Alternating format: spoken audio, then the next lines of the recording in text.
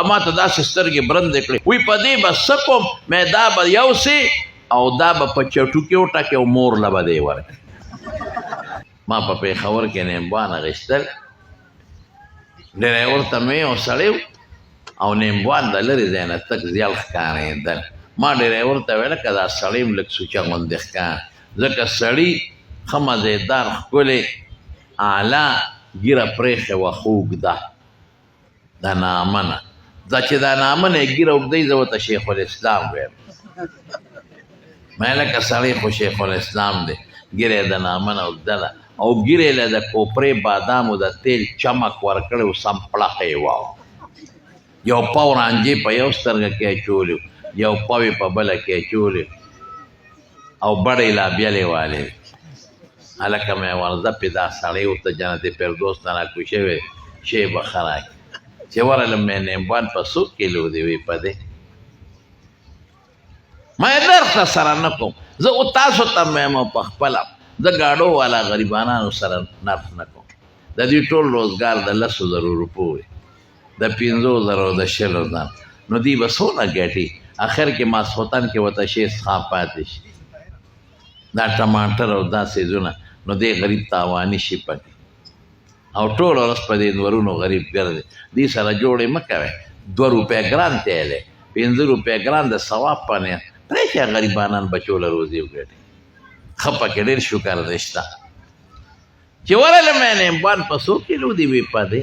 مې نرخ د سره نه کوم خو چې ورنږدې شوم او مې کتل نو لاندې رینډی دا واړه واړه پراته یا خدای اوس خو ودرېدې د دې بلا سره به څه کوم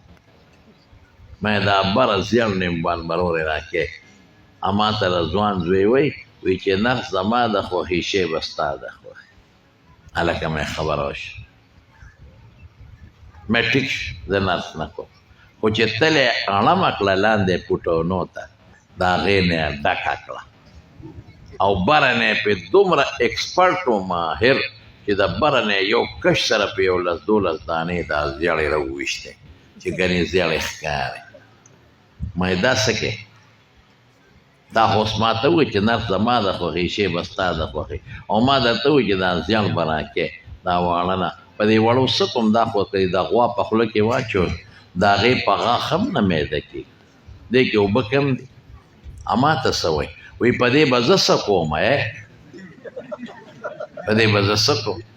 مې دې سره خو زما کار نه دی چې ته وپېسه کې خو چې ما کوم شی غشتی دی و ماله راکې اما ته داسې سترګې برندې کړې وایي په دې به څه کوم مې دا به یوسې او دا به په چټو کې وټکې او مور له به دې ورکړې زه خو درته خیر یې نه کوم خو د هغې د خولې نه راته ازار و ظالمه ولې داسې کې ولې ظلم کې واړه ولې راوړې او که ته وایې چې نه ما خو داسې راوړي دي نو جدا جدا که ګنې دا کاروبار مه کوه او که تا دا واړه نه راوړې نو چې کوم دوکاندار یې خرڅوي نو هغه به بیا نه خرڅوي